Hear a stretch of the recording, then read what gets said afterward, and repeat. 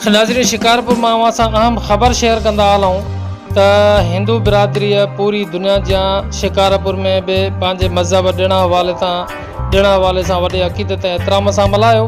शिकारपुर शहर में क़ाइम समाधा आश्रम, शंकर भारती मंदिर, खट वारो मंदिर समेत मुख़्तलिफ़ जायुनि ते पूजा पाठ पिणु कई वई ऐं उते ॾिया ॿारे ख़ुशी जो इज़हार कयो वियो।